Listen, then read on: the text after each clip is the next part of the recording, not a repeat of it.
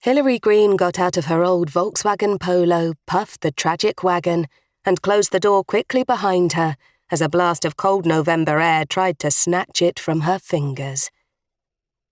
She put the hood up on her green parka coat and all but power-walked towards the entrance to Kidlington's Thames Valley Police HQ, trying not to shiver under the icy onslaught. She made her way down into the bowels of the building, where, although a retired detective inspector, she now worked as a consultant for the crime review team, taking a second look at cold murder cases. Giving the desk sergeant a friendly salute as she passed him, he responded in kind, barely breaking stride as he dealt with a gaggle of traffic cops who seemed to have some sort of grievance and were clearly set on trying to get him on side. This week, her new boss, Detective Superintendent Roland Rollo Sale, formally took over the reins of the CRT from acting DCS Stephen Crail, who'd been promoted to head a new team operating at St Aldate's in Oxford. As she headed through the labyrinth of corridors in the basement towards her office, which had once literally been a stationery cupboard, she glanced at her watch a shade nervously, relieved to see that it was still well before 8 a.m. She was hoping to catch Stephen before her new boss arrived, since there were two important things that they needed to discuss in private. One was work-related, but the other was very much more personal. She hastily slung her bag under the desk and shucked off her coat, then retraced her steps, noting that the small shared office where she worked with her team was also empty. Jimmy Jessup, the old former sergeant who acted as her right-hand man, would probably be in soon, though. The CRT was a low-priority department, and thus more subject to budgetary constraints than most.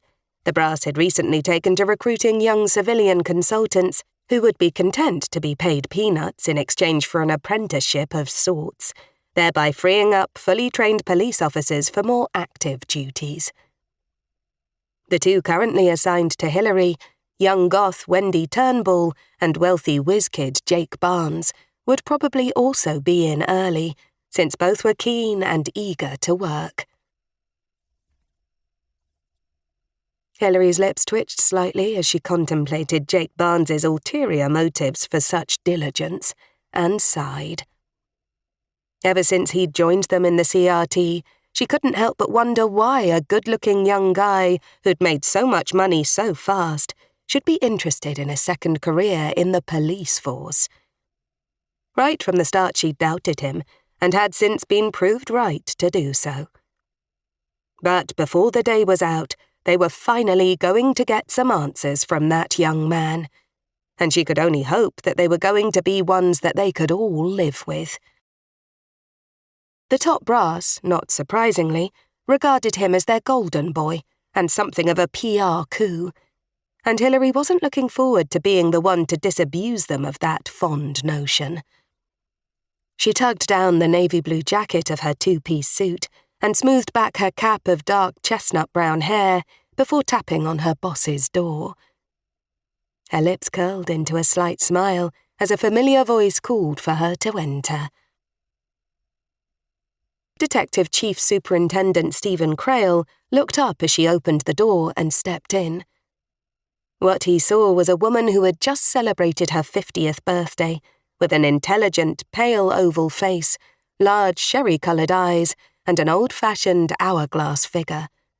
It was a figure that he knew very well indeed. As she approached his desk, he could see that her eyes were sparkling, and a small tug at her lips let him know that she was probably up to some kind of mischief. With a sense of pleasant anticipation, he leaned back in his chair and smiled back at her. A tall, lean, dark-haired man, he wore his own elegant navy suit with a casual nonchalance that somewhat belied his sharp mind and steely competence.